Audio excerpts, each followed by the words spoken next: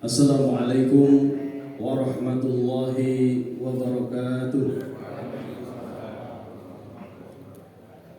Innal hamdalillah nahmaduhu wa nasta'inuhu wa nastaghfiruh wa na'udzu billahi min shururi anfusina wa sayyiati a'malina. Man yahdihillahu fala mudilla lahu wa man yudlil fala hadiyalah. Asyhadu an la ilaha illallah wahdahu la syarika lah wa asyhadu anna Muhammadan abduhu wa rasuluh. Allahumma salli ala Muhammadin wa ala alihi wa ashabihi ajma'in wa man tabi'ahum bi ihsanin ila yaumiddin. Ya ayyuhalladzina amanu taqullaha haqqa tuqatih wa la tamutunna illa wa antum muslimun. Amma ba'd, fa inna asdaqal hadithi kitabullah wa khairal hadi hadi Muhammadin sallallahu alaihi wasallam wa syarrul umuri muhdatsatuha wa kullu muhdatsatin bid'ah wa kullu bid'atin dhalalah wa kullu dhalalatin finnar. Jamaah salat subuh, a'azani Allah wa iyyakum. Kita bersyukur kepada Allah karena sampai detik ini kita masih terus diberikan taufiknya oleh Allah Subhanahu wa taala berupa kemauan dan kemampuan di dalam melaksanakan ibadah, di dalam melaksanakan ketaatan kepada Allah Subhanahu wa taala. Semoga kita semakin diberikan kesabaran oleh Allah Subhanahu wa taala dalam melaksanakan perintah-perintahnya, menjauhi yang dilarangnya, dan ketika kita mendapatkan ujian musibah dari Allah Subhanahu wa taala, semoga dengan itu semua Allah memberikan istiqomah kepada kita sehingga kita nanti berjumpa dengan Allah Subhanahu wa taala mendapatkan satu karunia husnul khatimah. Amin ya rabbal alamin. Mudah-mudahan ikhwatal iman, Bapak Ibu jamaah sekalian, adik-adik para santri semakin sehat. Amin. Semakin diberikan keberkahan dan keberkahan oleh Allah Subhanahu wa taala. Ikhwatal iman, jamaah salat subuh azanallahu wa iyyakum. Beberapa bulan ke belakang kita telah membahas di antara ciri-ciri seorang hamba yang dikehendaki baik oleh Allah Subhanahu wa taala. Ada berapa? Ikhwatal iman? Tidak dibahas. Berapa? Satu apa Pak? Bu? Di antara ciri seorang hamba dikehendaki baik oleh Allah Subhanahu wa taala. Nah, kita ini murajaah.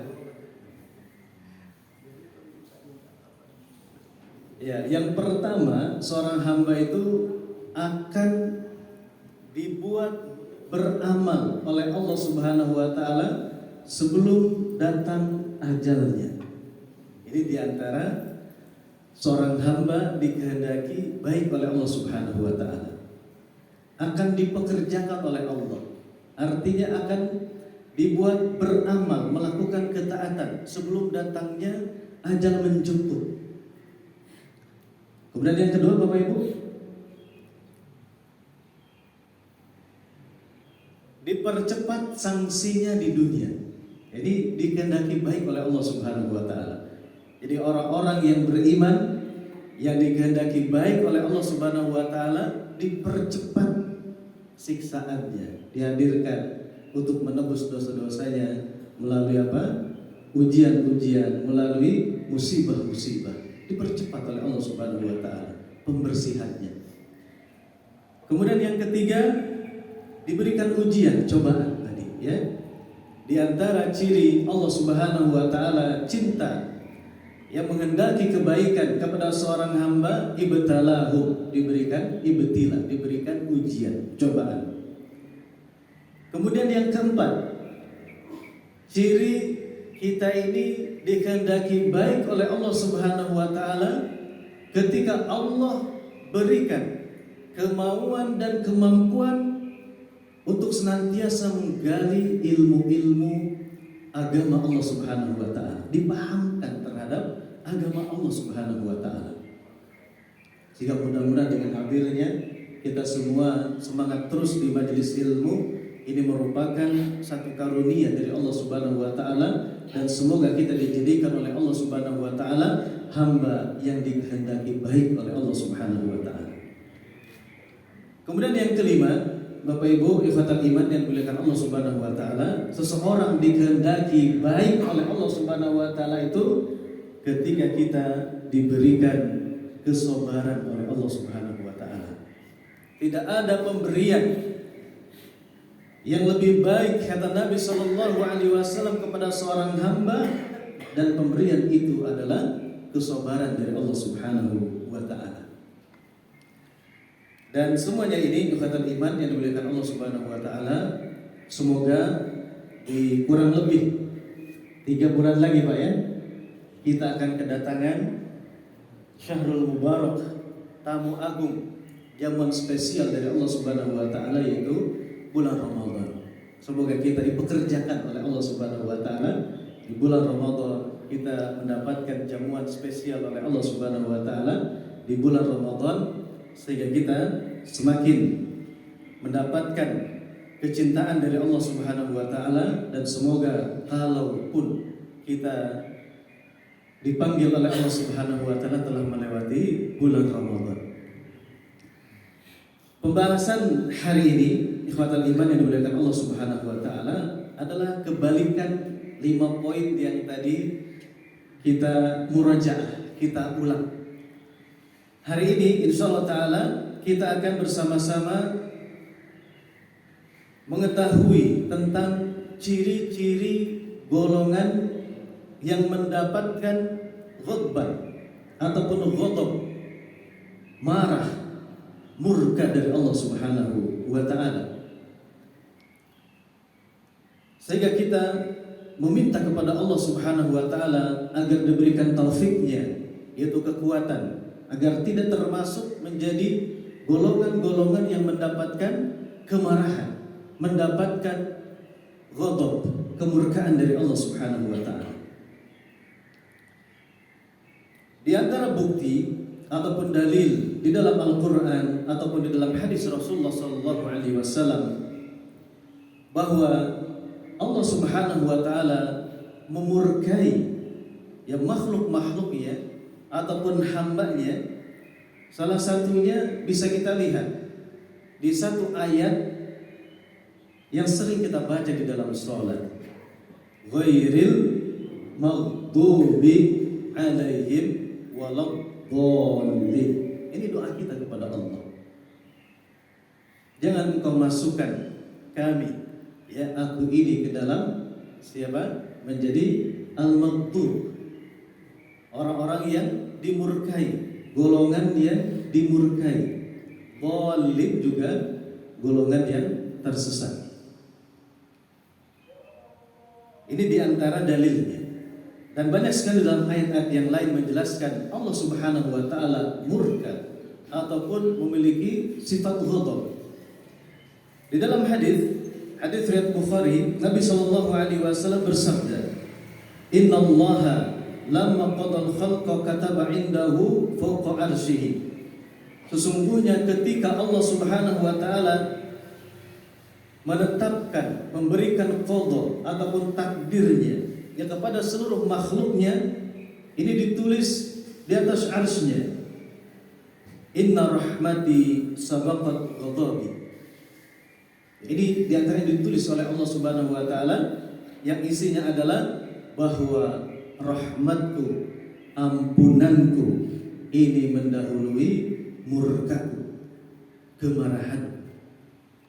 Ini di antara satu keyakinan kita, Bapak Ibu ikhwatal iman yang dimuliakan Allah Subhanahu wa taala. Dialah Allah pemilik nama Al-Ghaffar. Dialah Allah Subhanahu wa taala pemilik nama Al-Ghafur. Dialah Allah Subhanahu wa taala At-Tawwab. Dan itu semua mendahului ghadabnya, mendahului murkanya. Ini adalah satu motivasi bahwasanya pintu taubat dari Allah Subhanahu wa taala senantiasa terbuka lebar. Allah membuka ampunannya di siang hari untuk hamba-hamba yang melakukan dosa kemaksiatan di malam hari. Begitupun kebalikannya. Di malam hari Allah Subhanahu wa taala bukakan pintu taubat, pintu ampunan kepada hamba-hamba yang di siang harinya melakukan dosa kemaksiatan kepada Allah Subhanahu wa taala. Apa itu kemurkaan ataupun ghadab dari Allah Subhanahu wa taala?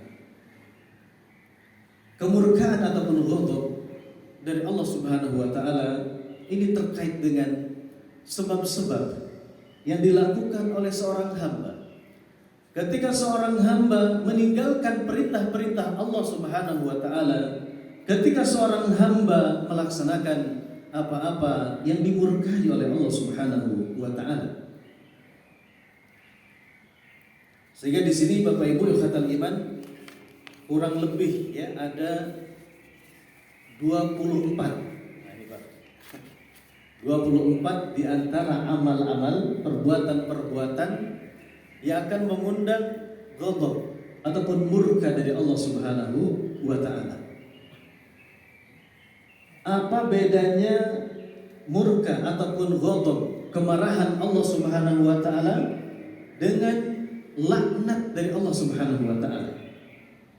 Karena di dalam Al-Qur'an ataupun dalam hadis Rasulullah sallallahu alaihi wasallam, selain ada kalimat ghadab, murkanya Allah Subhanahu wa taala, dengan kalimat laknat. Kalau ghadab, Bapak Ibu yang dimuliakan Allah Subhanahu wa taala, ini tidak selamanya. Ya, ghadab ini tidak selamanya. Apa yang menjadi kehendak Allah Subhanahu wa taala? Ya, ikhtiar ataupun pilihan, ya, dari Allah Subhanahu wa taala. Sedangkan laknat ini lebih berat daripada ghadab. Sedangkan laknat ini lebih berat daripada ghadab. Laknat ini adalah dijauhkan atau diputuskan dari rahmat Allah Subhanahu wa taala. Contohnya siapa? Iblis. Itu telah dilaknat. Jadi selain dimurkai, ya, iblis ini dilaknat. Oleh siapa? Oleh Allah Subhanahu wa taala. Wa kana minal kafirin. Sampai kapan itu berlaku laknat? Sampai sang hamba ini mau kembali, mau bertobat kepada siapa? Kepada Allah Subhanahu wa taala. Ketika berbicara laknat, ini kurang lebih ada 16 amal-amal yang ketika kita kerjakan kita akan mendapatkan laknat dari Allah Subhanahu wa taala. Semoga Allah menjaga kita, menjauhkan kita dari ghadab, dari murkanya, juga dari laknatnya. Amin ya rabbal alamin. Jamaah yang dimuliakan Allah Subhanahu wa taala, amal yang pertama yang akan mengundang kemurkaan dari Allah Subhanahu wa taala, ghadab dari Allah Subhanahu wa taala, dan ini adalah yang paling besar. Ini adalah induknya amal yang mengundang ghadab dari Allah Subhanahu wa taala. Apa itu? Wa abghadul a'mali ilallah al-isyraku billah. Itu dosa menyekutukan Allah Subhanahu wa taala, melakukan kesyirikan kepada Allah Subhanahu wa taala, dari yang terkecil sampai yang terbesar, dari urusan-urusan niat-niat kita, tekad-tekad kita, tujuan-tujuan kita, cita-cita kita, makin harus dibersihkan dari kesyirikan kepada Allah Subhanahu wa taala. Di dalam hadis riwayat Abu Ya'la, Nabi sallallahu alaihi wasallam bersabda, qala Rasulullah sallallahu alaihi wasallam, abghadul a'mali ila Allah, bahwa amal yang paling dimurkai oleh Allah Subhanahu wa taala adalah al-isyraku billah, yaitu amal kesyirikan, menyekutukan Allah Subhanahu wa taala. Ketika amal ini, ikhwatan iman, pengundang kemurkaan yang paling besar dari Allah Subhanahu wa taala, maka amal yang akan mendatangkan kecintaan yang sangat besar pula dari Allah Subhanahu wa taala kebalikannya. Itu apa? Mentauhidkan Allah Subhanahu wa taala. beriman sebenar-benarnya kepada Allah Subhanahu wa taala. Jadi ketika kita mempelajari ilmu akidah, ilmu iman ataupun ilmu tauhid, yaitu ifradullah, mengesahkan Allah Subhanahu wa taala fi rububiyah, di dalam semua apa yang diciptakan, semua yang diatur oleh siapa? Oleh Allah Subhanahu wa taala, semua yang dimiliki oleh Allah Subhanahu wa taala. Kemudian kita mengesahkan Allah Subhanahu wa taala di dalam peribadatan kepada Allah Subhanahu wa taala. Kehususan beribadah kepada Allah Subhanahu wa taala. Doa itu hanya dikhususkan kepada siapa? Hanya hak Allah Subhanahu wa taala. Kemudian tawakal kita, kecintaan kita, takut kita, harap kita, bergantungnya kita, ini hanya kepada Allah Subhanahu wa ta'ala. Ini kekhususan hanya untuk Allah Subhanahu wa ta'ala semata. Tidak boleh disimpangkan kepada pihak-pihak lain, yang kepada selain Allah Subhanahu wa ta'ala. Kemudian kita pun mengesahkan, mengimani, yang meyakini di dalam keimanan ini, yaitu tentang nama-nama dan sifat-sifat Allah Subhanahu wa ta'ala. Ini tentang arti. Sedangkan tujuannya, kenapa kita mengimani, mentauhidkan, berakidah ya yang benar kepada Allah Subhanahu wa ta'ala, Bapak Ibu, ini agar seluruh kehidupan kita, bahkan seluruh jasad kita, ini benar-benar tersibuk, benar-benar terwarnai dengan apa? Dengan nilai-nilai keimanan, dengan nilai-nilai tauhid. Karena akan mendapatkan keuntungan yang sangat besar, bahwa tauhidullah ataupun la ilaha illallah, Bapak Ibu, ini kita tentang menghantar ya, agar kita tidak mendapatkan kemurkaan dari Allah Subhanahu wa taala, yaitu tentang dosa kesyirikan. Maka obatnya adalah ketauhidan kepada Allah Subhanahu wa ta'ala. Karena tauhid ini adalah kunci seorang hamba dimasukkan ke dalam jannah, surga Allah Subhanahu wa ta'ala. Juga dengan tauhid, kalaupun seorang hamba dia melakukan dosa besar dan dosa besar itu belum tertaubati di dunia, masih ada harapan untuk dimasukkan ke dalam jannah, surga Allah Subhanahu wa ta'ala. Sementara seorang hamba yang mentauhidkan Allah Subhanahu wa ta'ala, menjauhi dosa-dosa besar, maka seorang hamba ini dimasukkan ke dalam jannah tanpa harus melalui siksaan ataupun azab dari Allah Subhanahu wa ta'ala. Nah, ini diantara keyakinan-keyakinan di dalam Ahlus Sunnah wal Jamaah. Kita menjelang akhir tahun dan awal tahun, Bapak sekalian. Ketika berbicara kesyirikan ataupun kemusyrikan, di dalam Quran surat Maryam ada satu ucapan yang dengan ucapan itu kata Allah Subhanahu wa taala, firman Allah Subhanahu wa taala, langit hampir pecah, gunung-gunung runtuh. Ya, ini akibat apa? Akibat satu ucapan. Apa ucapan itu? Allah memiliki anak. Sehingga terkait dengan ketauhidan kita kepada Allah Subhanahu wa taala, sedikit kita mengulas tentang suratul Ikhlas. Surat Al-Ikhlas yang setiap waktu, setiap saat mudah kita bacakan di dalam salat-salat kita. Setelah kita melakukan sholat, di dalam zikir-zikir kita membaca itu surat Al-Ikhlas. Di dalam hadis Rasulullah sallallahu alaihi wasallam, Bapak Ibu yang dimuliakan Allah Subhanahu wa taala, bahwa suratul Ikhlas disebutkan oleh Nabi sallallahu alaihi wasallam dalam hadis riwayat Muslim, ini adalah sulusul Quran. Ketika kita membaca suratul Al-Ikhlas satu kali, ya ini seakan-akan kita ini ya, atau bandingan ya ini sepertiga dari apa? Dari Al-Qur'anul Karim. Jadi Bapak Ibu membaca sepertiga Al-Quran, berarti berapa juz Pak, Bu? Sepertiga Pak? Iya. Sepertiga Al-Quran ini menjelaskan tentang suratul Ikhlas. Karena kata para ulama, secara umum, secara global, Al-Quran itu memuat 3 hal.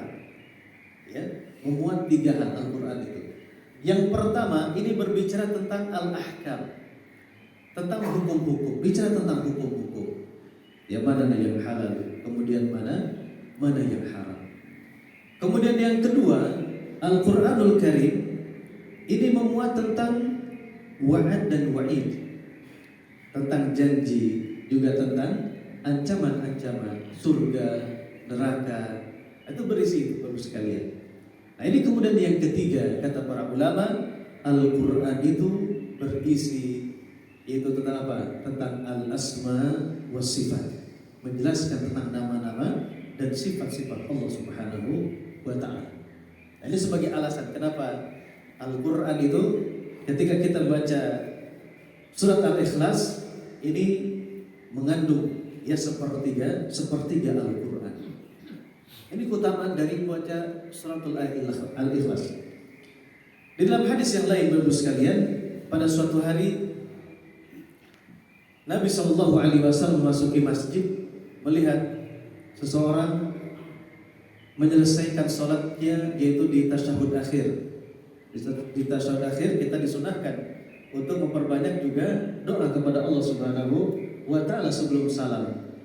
Maka di antara doa yang dipanjatkan oleh seseorang itu yaitu doa yang mengandung suratul Ikhlas. Allahumma anta ahad, as-samad, lam yalid wa lam yulad wa lam yakul lahu kufuwan ahad. Meminta ampunan. Rabbighfirli, Rabbighfirli, Rabbighfirli. Nabi mendengar, Nabi menyimak. Apa sabda Nabi sallallahu alaihi wasallam? Faqad ghufartu. Maka hamba ini sungguh telah mendapatkan ampunan dari Allah Subhanahu wa taala. Sampai 3 kali. Telah mendapatkan ampunan, telah mendapatkan ampunan hamba ini. Bahkan dalam hadis yang lain, di antara amal sahabat ketika dalam sebuah perjalanan peperangan, ketika sahabat ini menjadi imam, memimpin salat kaum muslimin ketika itu, maka setiap ujung suratnya ditutup dengan apa? Dengan surat Al-Ikhlas. Atau tidaklah di dalam salat berjamaah itu melainkan sahabat ini membaca surat Al-Ikhlas. Ada sahabat yang heran, kenapa anda ini setiap sholat harus membaca Al-Ikhlas, ditutup dengan surat Al-Ikhlas? Maka tiba-tiba Nabi SAW datang kepada sahabat-sahabat tersebut tentang permasalahan ini. Maka kata Nabi, tanyakanlah kepada orang itu kenapa dia membaca apa? Terus surat Al-Ikhlas. Jawaban dari sahabat ini, beliau mengatakan, aku cinta terhadap surat Al-Ikhlas karena di dalamnya mengandung sifat-sifat Ar-Rahman, sifat-sifat Allah Subhanahu wa ta'ala. Ada 2 jawaban dari Nabi SAW. Dalam hadis yang satu, sabda Nabi, orang ini akan dimasukkan ke dalam jannah, surga Allah Subhanahu wa ta'ala. Di dalam hadis yang lain, bahwa orang ini mendapatkan cinta dari Allah Subhanahu wa ta'ala. Ini agungnya surat Al-Ikhlas. Sehingga setiap selesai sholat ini jangan lepas kita membaca apa? Surat Al-Ikhlas. Karena ini merupakan lawan dari apa? Sekalian lawan kesyirikan. Yaitu syirik. Sehingga ketika kita membaca surat Al-Ikhlas, qul huwallahu ahad, katakanlah dialah Allah Subhanahu wa ta'ala Al-Ahad, yang Maha Esa, tidak berbilang. Imam Ibnu Katsir rahimahullah, beliau menjelaskan, Bapak Ibu berkata Allah Subhanahu wa ta'ala, huwallah, dialah Allah Subhanahu wa ta'ala Al-Wahidul Ahad, satu-satunya zat yang Maha Esa. Tidak ada tandingan, tidak ada ilah, sembahan yang berhak untuk kita ibadahi kecuali Allah Subhanahu wa ta'ala. Tidak ada yang membersamainya. Tidak membutuhkan. Ya, tidak membutuhkan wakil, tidak membutuhkan makhluknya. Ya, untuk menciptakan segala sesuatu. Dialah Allah Subhanahu wa ta'ala Al-Ahad. Kemudian ketika kita membaca Allahus Samad, dialah Allah Subhanahu wa ta'ala tempat bergantung. Karena dialah Allah Subhanahu wa ta'ala yang hanya bisa memberikan manfaat kepada kita. Juga dialah Allah Subhanahu wa ta'ala yang bisa menghilangkan semua kesulitan-kesulitan. Ya, semua kemudaratan. Hanya Allah Subhanahu wa ta'ala yang bisa. Kemudian Qul huwallahu ahad, Allahus samad, lam yalid wa lam yulad. Dialah Allah Subhanahu wa ta'ala yang tidak memiliki anak, juga tidak diperanakan. Nah, kalimat-kalimat ini ketika manusia yang mengucapkannya, ini adalah kalimat-kalimat yang berat, yang tadi hampir langit ini runtuh, hancur, ya bumi, kemudian gunung-gunung pun. Karena apa? Karena satu kalimat ini Allah memiliki anak. Subhanallah, maksudnya Allah Subhanahu wa ta'ala dari kalimat-kalimat kotor tersebut. Allah tidak membutuhkan itu semua, Bapak sekalian. Allah tidak membutuhkan anak, Allah tidak membutuhkan istri, Allah tidak membutuhkan orang tua. Karena ketika Tuhan ini terlahir atau dilahirkan, maka pasti akan mati. Maka sifat-sifat itu tidak cocok dan tidak mungkin ada ya pada zat siapa? Allah Subhanahu wa ta'ala. Lam yalid wa lam yulad. Sehingga bagi Allah Subhanahu wa ta'ala itu semuanya adalah aib, cacat. Ini bagi Allah ya Bapak sekalian.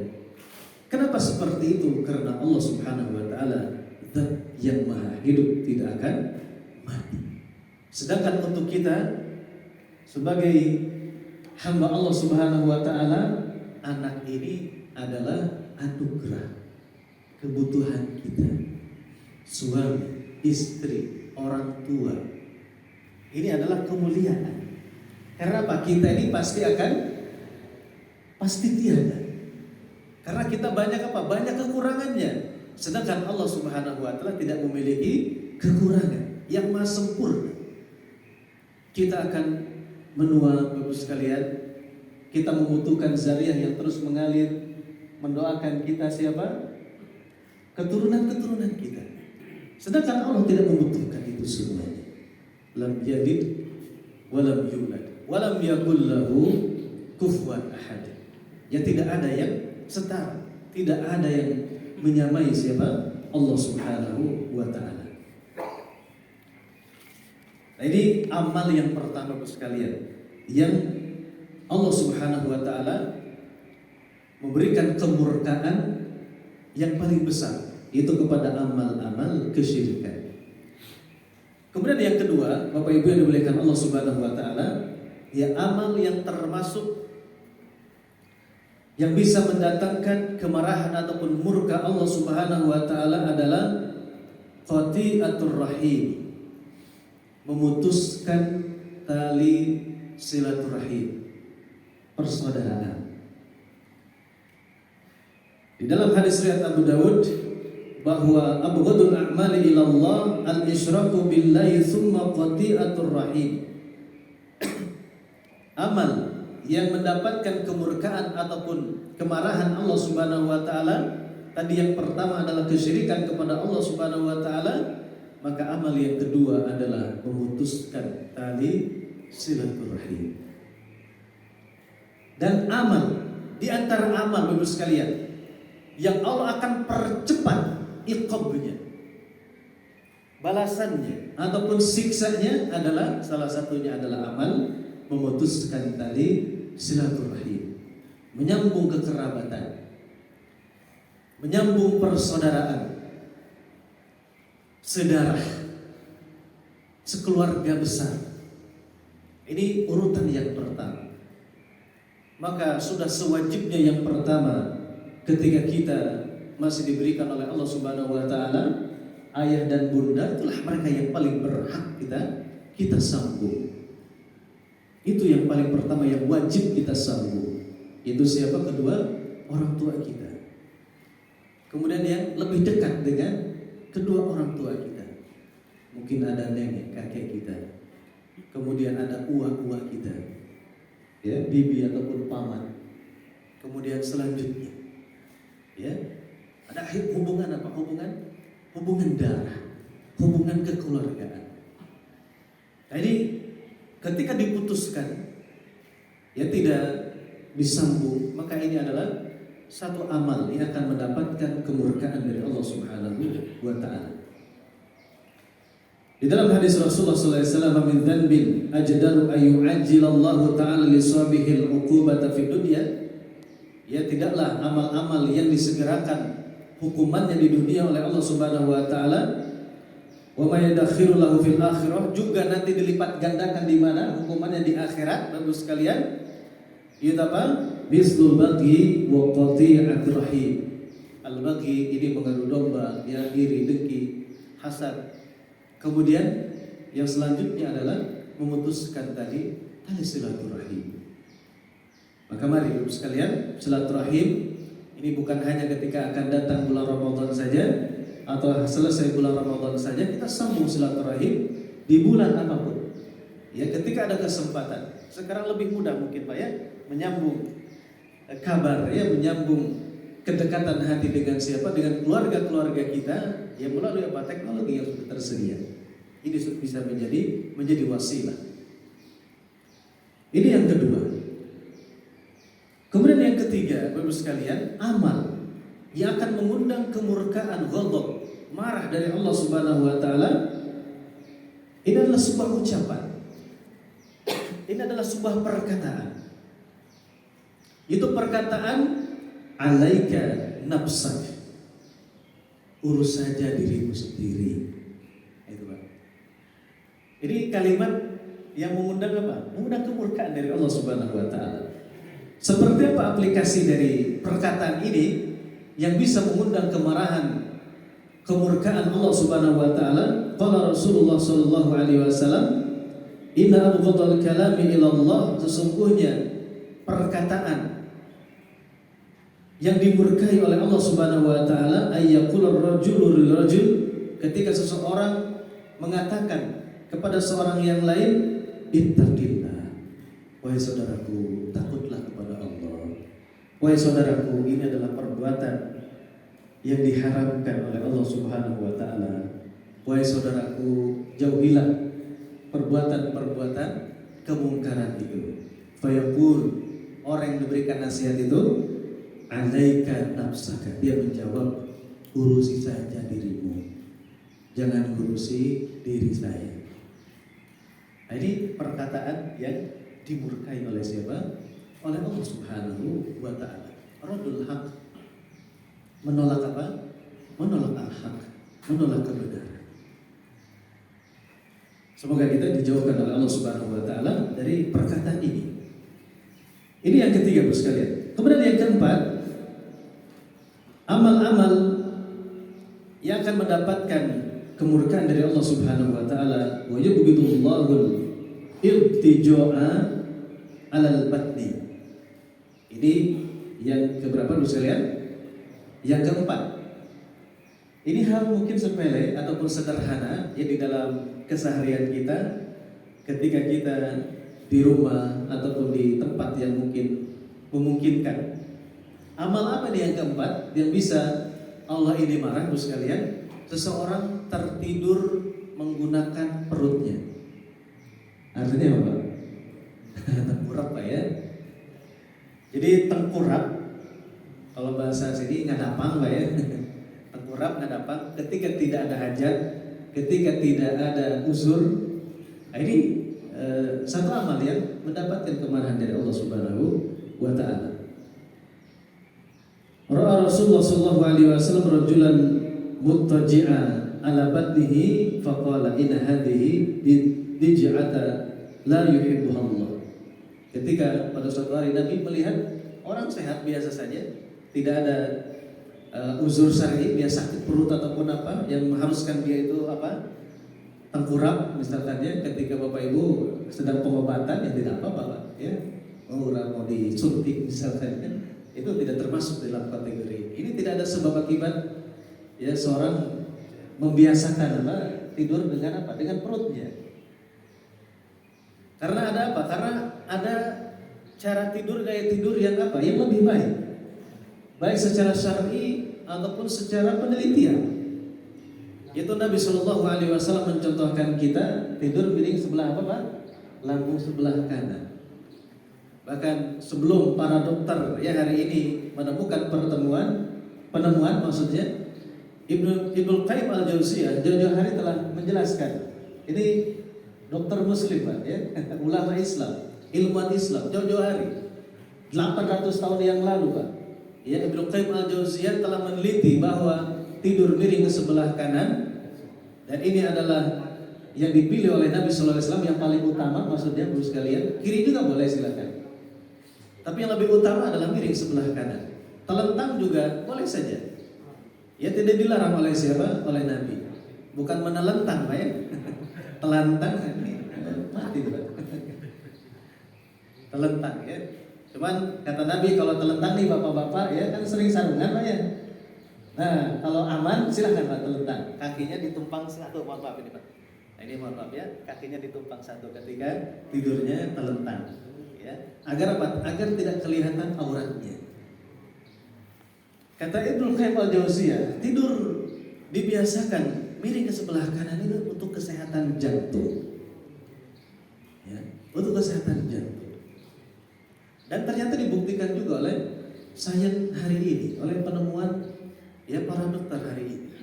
Ya, waktu tidak salah saya pernah menjelaskan satu kisahnya di sini, yaitu di Amerika ada seorang muslimah melahirkan, dia ngotot ingin ke rumah sakit itu ditangani oleh dokter perempuan. Alhamdulillah kebetulan dokter perempuannya ada, walaupun jam kerjanya sudah habis, maka dengan diminta terus sang muslimah ini ditangani oleh dokter perempuan. Alhamdulillah selesai melahirkan, kemudian beberapa hari sang dokter menjenguk ya si ibu melahirkan ini. Ada satu pesan dari sang dokter wanita ini, Bu. Di antara pesannya adalah bayi itu bagusnya ditidurkan ataupun ketika menyusui ini ke sebelah kanan.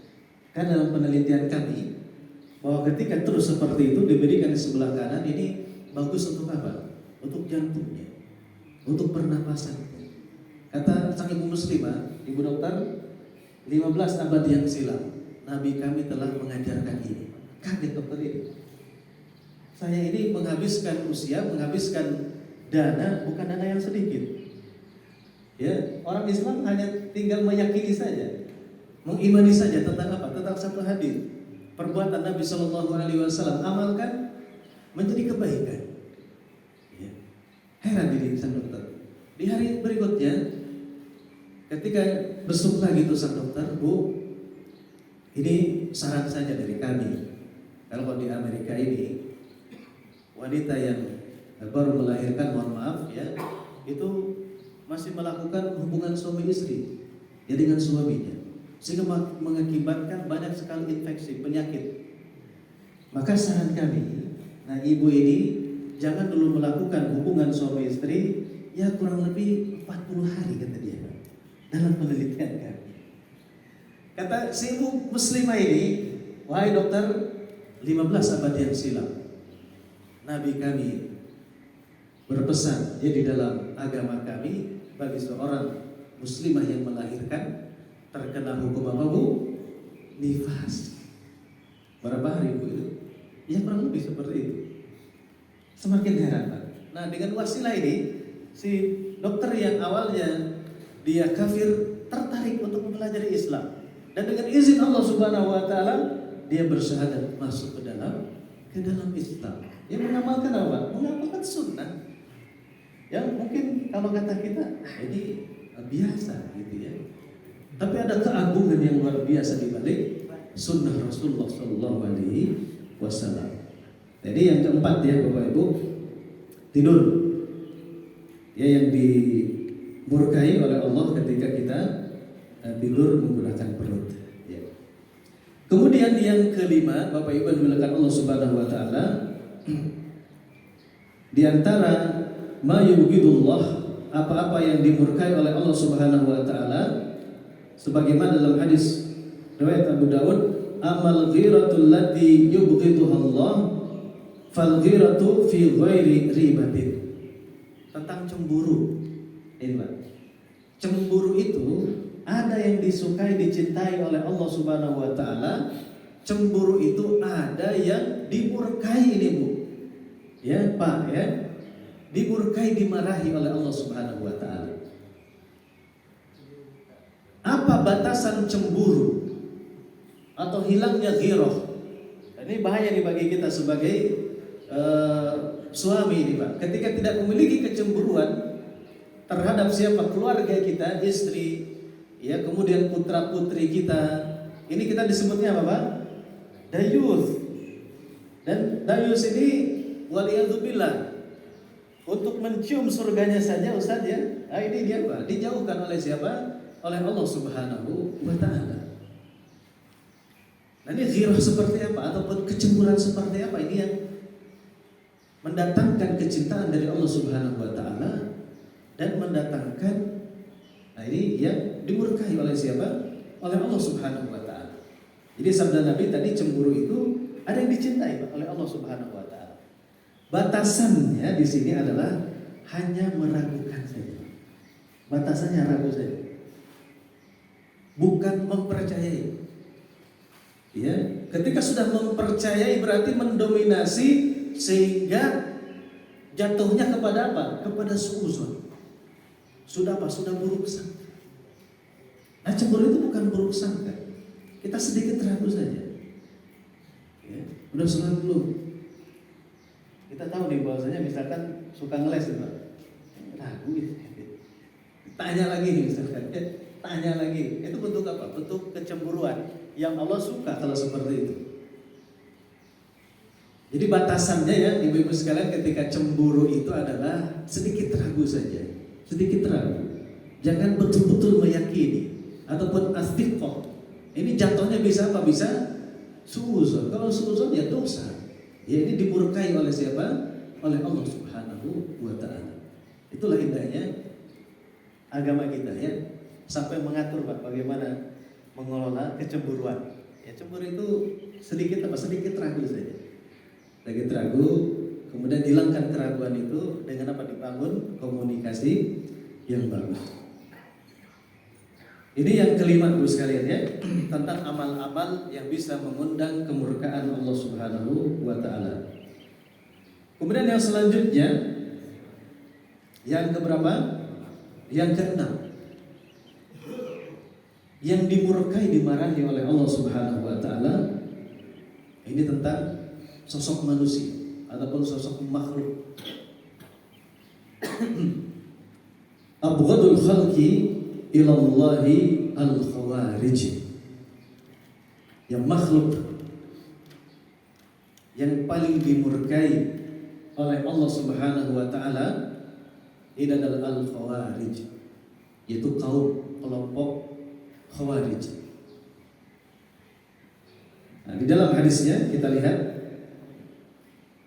An Ubaidillah bin Abi Rafi maula Rasulullah sallallahu alaihi wasallam, ya dari Ubaidillah bin Abi Rafi, salah satu di antara maula yang membantu Rasulullah sallallahu alaihi wasallam, anal haruriyata, itu orang-orang Khawarij, lama kharajat, ketika mereka keluar, ketika mereka memboikot, ketika mereka mahua Ali bin Abi Thalib radhiyallahu an, ya dari kepemerintahan Ali bin Abi Thalib radhiyallahu an, orang-orang Khawarij mengatakan seperti ini, la hukma illa lillah.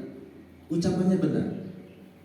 Ketika menyelesaikan persengketaan, ya siapa yang membunuh Utsman bin Affan radhiyallahu anhu. Maka orang-orang yang tidak senang ya dengan apa yang dilaksanakan di dalam pemerintahan Ali bin Abi Thalib, dia bukut, dia keluar dari pemerintahan Ali bin Abi Thalib. Dari ini Khawarij disebutnya, membangkang kepada Amirul Mukminin ketika itu, kepada khalifah. La hukma illa lillah. Wahai khalifah, wahai Ali bin Abi Thalib, yang tidak ada hukum kecuali hukum itu milik Allah Subhanahu wa taala. Dikiranya dia lebih pintar dari siapa? Dari sahabat Ali bin Abi Thalib. Padahal sahabat Ali bin Abi Thalib, beliau adalah ponakan Rasulullah SAW, juga menjadi apa Pak? Menantunya. Bahkan satu di antara yang mendapatkan kabar surga, padahal orangnya masih hidup. Qala Ali, maka Ali bin Abi Thalib menjawab, kalimatun haqqin urida biha batilun. Kalimat ini adalah kalimat yang hak, tapi diucapkan dengan cara-cara yang batil, yang salah, yang tidak pada tempatnya. Inna Rasulullah sallallahu alaihi wasallam wasafa nasan, ya sesungguhnya Nabi sallallahu alaihi wasallam mensifati manusia. Inilah arifu sifatahum fi haula'i yaquluna al-haq bi alsinatihim. Ini menjelaskan tentang tadi orang-orang Khawarij, tentang sifat-sifat mereka bisa diketahui ya melalui apa? Melalui ucapan-ucapannya. La yazuzu hadza minhum asyara ila khalqihi. Ini seburuk-buruk makhluk. Min abghadi khalqi min khalqillahi ilaih. Ini seburuk-buruk makhluk yang mudah apa? Mudah mengkafirkan. Jadi keyakinan dari orang-orang Khawarij ini, orang yang melakukan dosa besar ini dia kafirkan semuanya Pak, keluar dari Islam. Orang yang melakukan dosa besar, padahal dosa besar ini terbagi dua. Ada dosa yang mengeluarkan dari keislaman, ada dosa yang tidak mengeluarkan keislaman. Seperti misalkan orang yang berzina, yang mencuri, orang yang ghibah, melakukan riba, ini belum keluar dari apa? Belum keluar dari Islam. Nah ini di apa? Dikafirkan oleh siapa? Oleh orang-orang Khawarij. Ini orang-orang keras, orang-orang Khawarij. Ya bisa jadi orang-orang yang meledakkan dirinya, ya di apa namanya, ya di tempat-tempat yang kita terima informasinya, ini terpapar dari pemahaman-pemahaman Khawarij. Menghalalkan darah siapa? Darah kaum muslimin. Menghalalkan darah kaum muslimin ketika tidak sesuai dengan apa? Dengan pemahaman mereka. Dan ini adalah pemahaman-pemahaman yang berbahaya.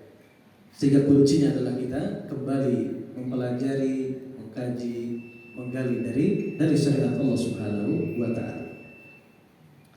10 menit lagi aja ya. 20 Pak. Iya. Tenang Pak, ini masih 24 tadi. Stop banyak. Belum tadi yang dilaknat ada 16 poin ini. Belum ini Ustaz ya. Baik, kemudian yang keberapa Bapak Ibu?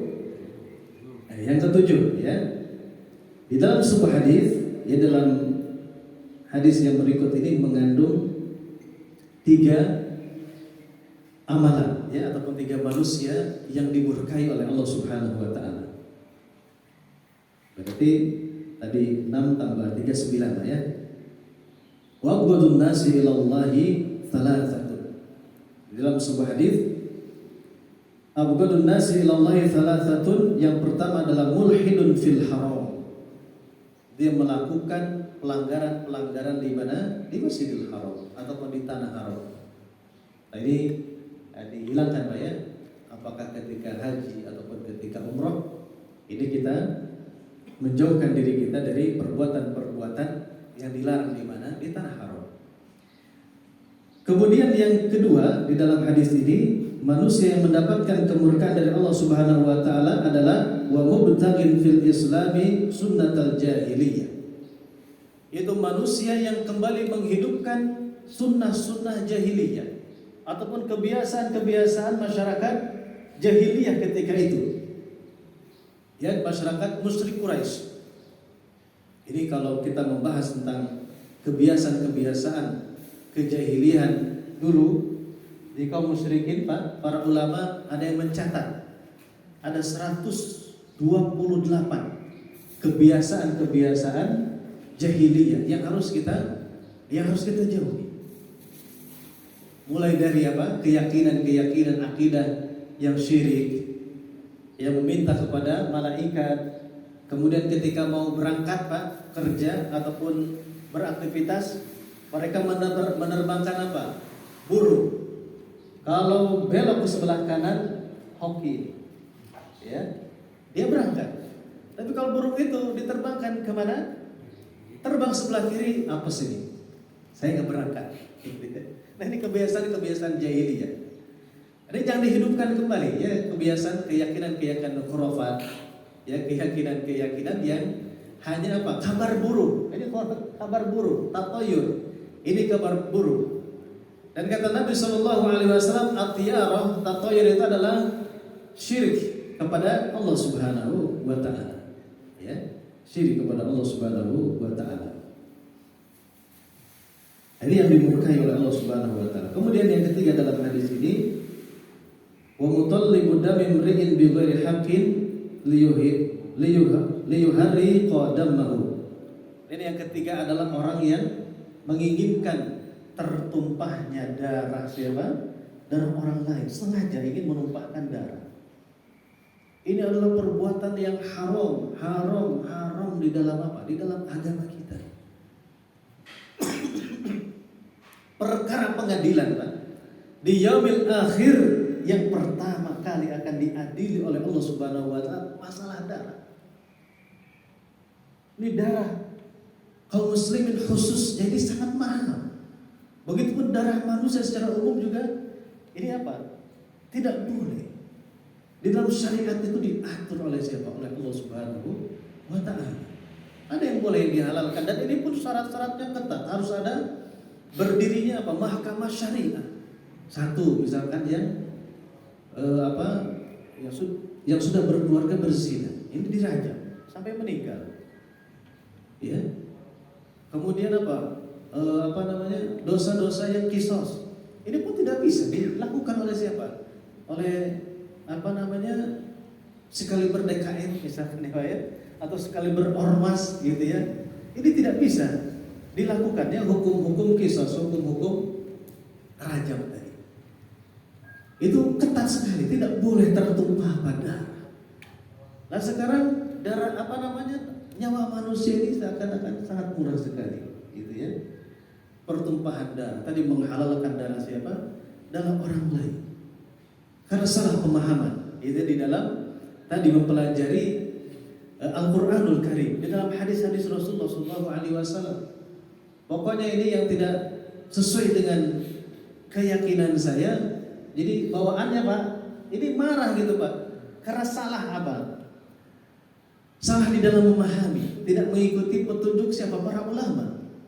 Jadi bawaannya kalau lihat polisi, gemes gitu. Misalnya, melihat pokoknya yang tidak sesuai dengan keyakinan dia, kayaknya ini togut ini.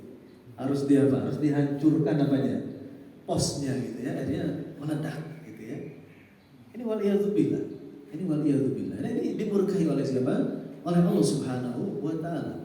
Yang meringankan nyawa orang lain, darah orang lain untuk tertumpah. Kemudian selanjutnya Bapak Ibu yang dimuliakan Allah Subhanahu wa Ta'ala, yaitu yang keberapa? 10 Pak ya? 8 Pak ya? Iya. Barusan 3 tadi. Iya. Abghadur rijal ilallahi aladul khisam. Yang manusia ataupun seseorang yang dimurkai oleh Allah Subhanahu wa Ta'ala adalah aladul khisam. Kerjaannya itu, inginnya itu apa Pak? Debat aja. Nah ini Pak, perdebatan Pak ya. Inginnya debat terus. Aladul khisam. Debat yang sengit dan tidak ada ujung pangkalnya. Ya. Jadi kalau bahasa ini dalilut Pak ya. Habis dalil gelut ya, berantem gitu. Nah, ini dimurkai oleh siapa? Oleh Allah Subhanahu wa Ta'ala.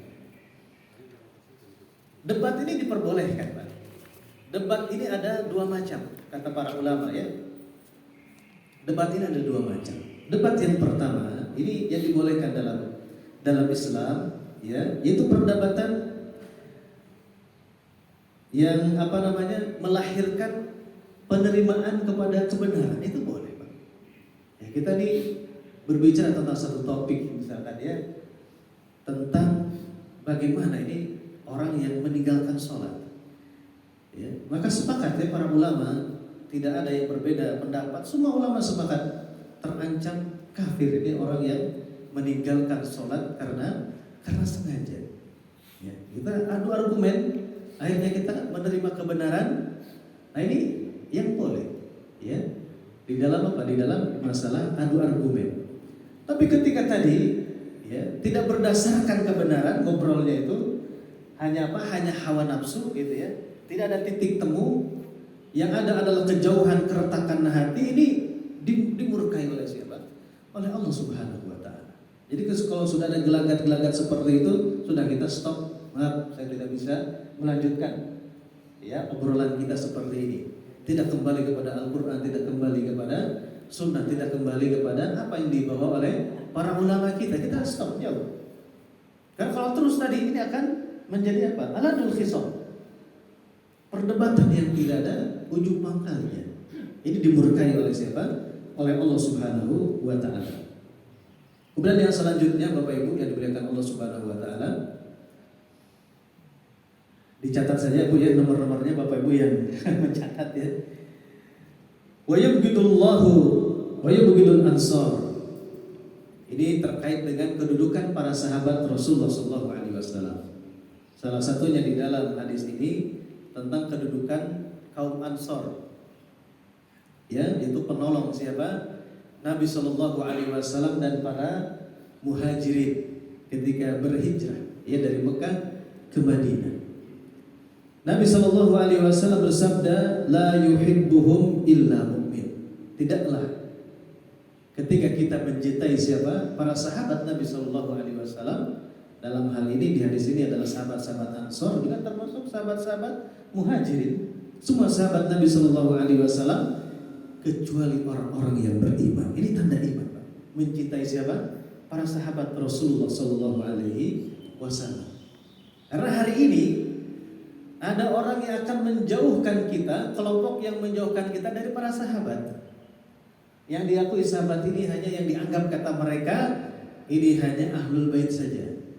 Berbilang, ya, Ali, Fatimah, itu ya. Sementara bahkan lancang, ya, yang ekstrim, ya, pemahaman mereka yang mengaku memiliki 12 imam, 12 kepemimpinan, itu ya.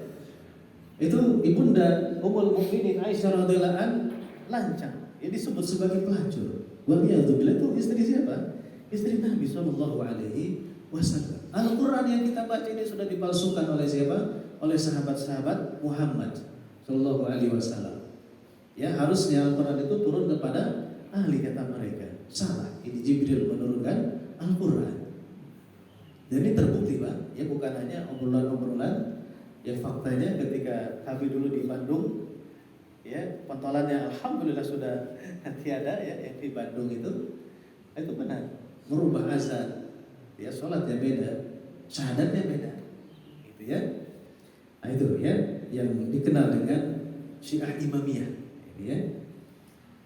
Nah, ini harus mencintai siapa? Para sahabat Rasulullah sallallahu alaihi wasallam. Karena tidaklah kita ini mencintai para sahabat kecuali itu adalah orang yang beriman. Namun kebalikannya, wala yubghiduhum illa munafiq. Tidaklah ketika seseorang membenci siapa? Para sahabat Nabi sallallahu alaihi wasallam. Ini hati-hati, minimal ini munafik. Kemudian min ahabbuhum ahabullah, ya. Itu setiap para sahabat itu dicintai oleh siapa? Oleh Allah Subhanahu wa Ta'ala. Setiap siapa yang mencintai para sahabat, maka pasti dia dicintai Allah Subhanahu wa Ta'ala. Namun kebalikannya, wa man abghadahum aw abghadahu Allah. Seorang yang membenci para sahabat Nabi, maka dia pun dibenci oleh siapa? Oleh Allah Subhanahu wa Ta'ala. Hadis riwayat Bukhari dan Muslim. Kemudian selanjutnya Bapak Ibu yang dimuliakan Allah Subhanahu wa Ta'ala, Seseorang yang akan mendapatkan kemurkaan ataupun ghadab dari Allah Subhanahu wa taala adalah al-alim bidunya jahil bil akhirah. Kita pintar urusan-urusan dunia, tapi kita ya jahil urusan-urusan akhirat. Nah ini dia apa? Dimurkai oleh siapa? Oleh Allah Subhanahu wa taala. Dalam hadis riwayat Hakim, Nabi sallallahu alaihi wasallam bersabda, "Inna Allah ta'ala yubghidu kulla 'alimin bid dunya." Allah murka, dia marah kepada hamba ini untuk urusan dunia ini dia begitu ahli, begitu cekatan, ya. Ya maksudnya di sini wabatagi, ya, apa Ustaz? Fidaril akhirah, ya, wala tansa, ya, nasibaka minad dunya, jangan engkau lupakan tentang urusan dunia dan carilah ya urusan apa? Urusan akhirat. Maksudnya bagus sekalian, semua urusan-urusan dunia ini harus sampai kepada akhirat sebagai bekal untuk akhirat. Nah ini tidak boleh dipisah ya ayat ini. Nah ini orang sekuler ingin memisahkan dunia gitu ya, jangan lupakan dunia gitu ya, akhirat di mana? Di masjid gitu ya. Ini pemahaman yang keliru.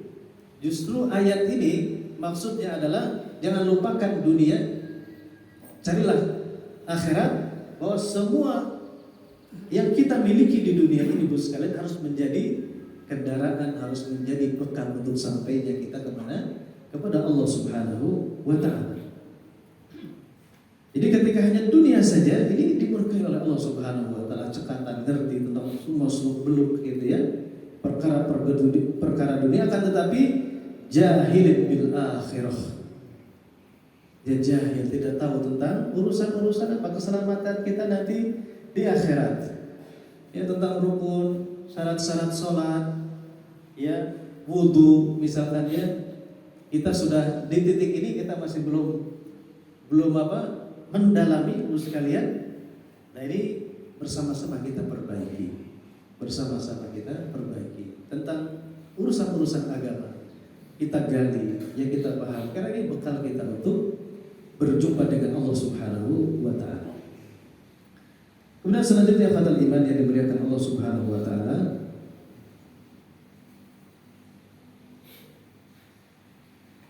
amalan yang akan mendatangkan kemurkaan dari Allah Subhanahu wa ta'ala adalah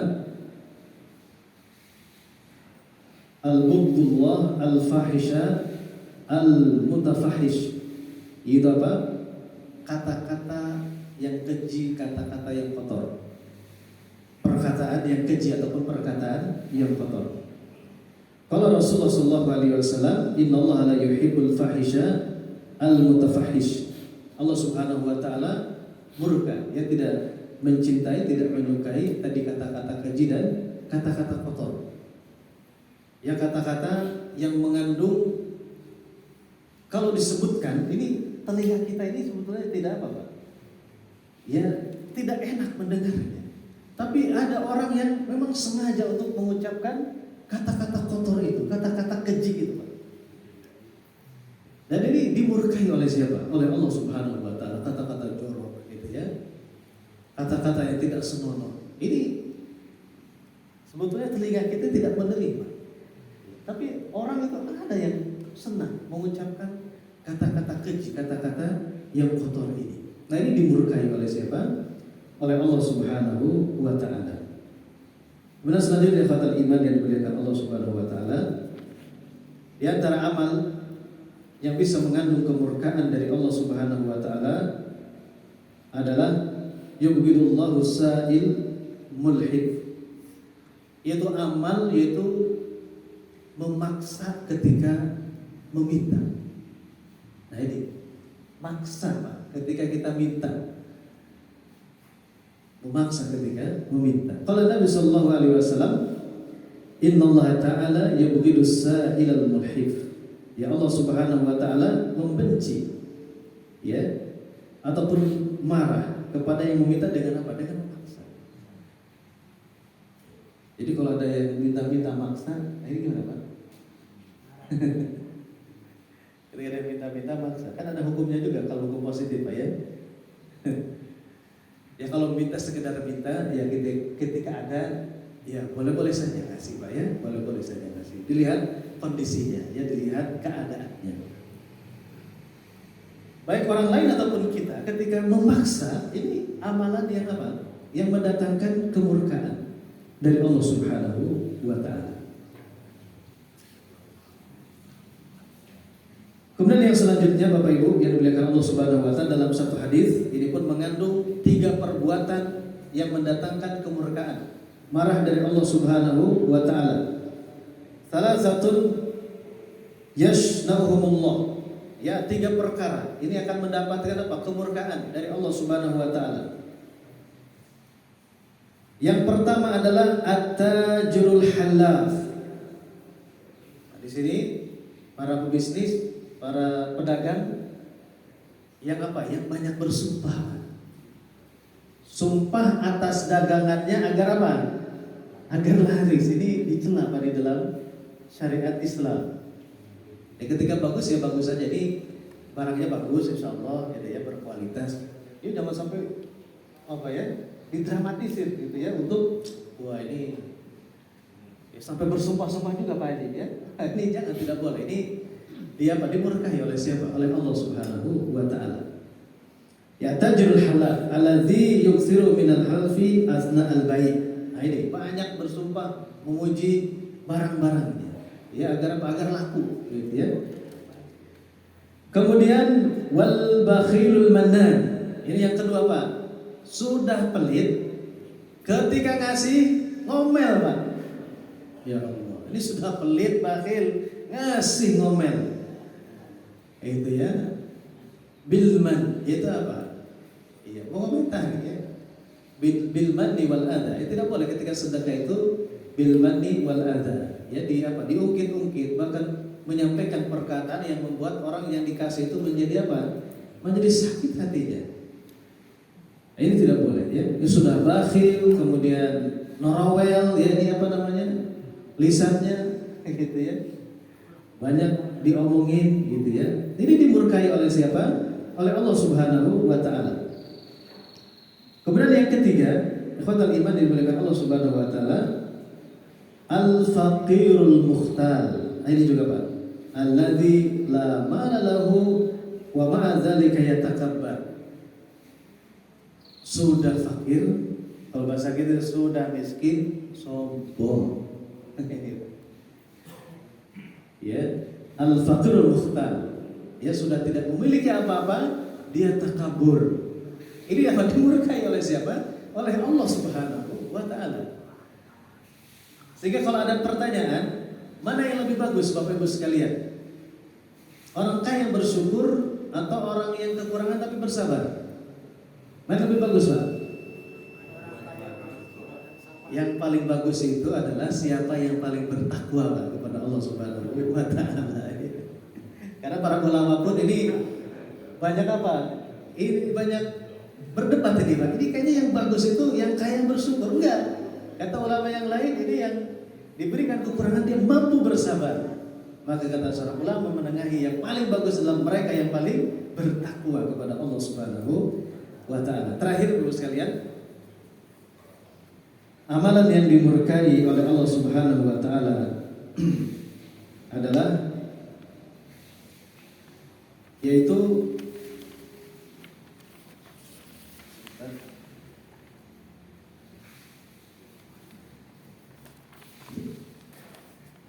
ketika menampakkan kemiskinan. Jadi mohon sekalian ya, kita diberikan anugerah yang banyak oleh Allah Subhanahu wa Ta'ala, kita pura-pura miskin dan kita pura-pura banyak apa? Banyak kebutuhannya, padahal dia punya Pak. Ya, padahal punya. Dia mampu, dia berkecukupan, tapi ketika pembagian BLT ngantri juga. Ini dimurkai oleh siapa? Oleh Allah Subhanahu wa Ta'ala. Ini gak boleh. Ini yang disebut dengan wal bu'su wat tabaus. Ini dimurkai oleh siapa? Oleh Allah Subhanahu wa Ta'ala.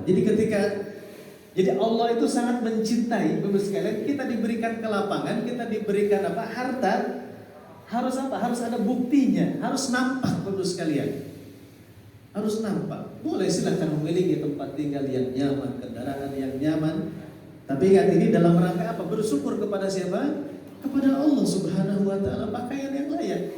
Jangan sampai kita diberikan oleh Allah Subhanahu wa taala tadi ya kelapangan, kita ini apa? Menampakkan apa? Memiskin-miskinkan diri.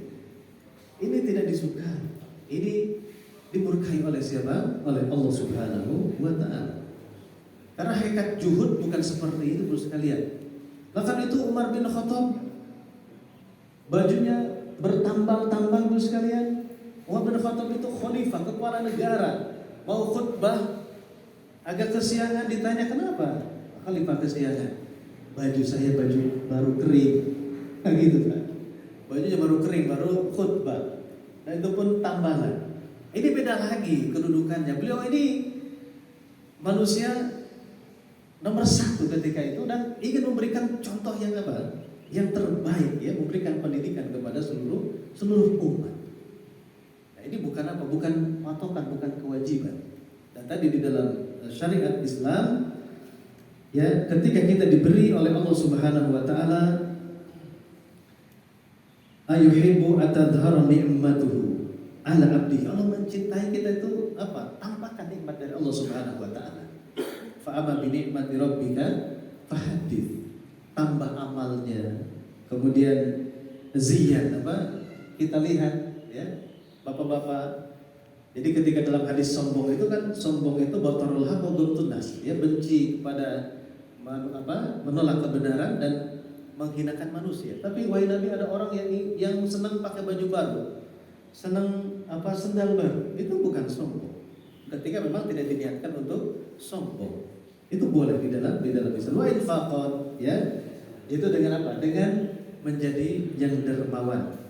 Wa syukran lillahi ta'ala. Dan ini adalah bentuk kesyukuran kepada Allah Subhanahu wa taala. Semoga Allah memberikan taufiknya kepada kita semuanya untuk bisa diberikan kita kemampuan dan kemampuan untuk menjauhi perkara-perkara yang dimurkai ataupun yang mengundang ghadab, yang murka dari Allah Subhanahu wa taala. Subhanallah bihamdika asyhadu an la ilaha illa anta astaghfiruka wa atubu ilaik. Assalamualaikum warahmatullahi wabarakatuh.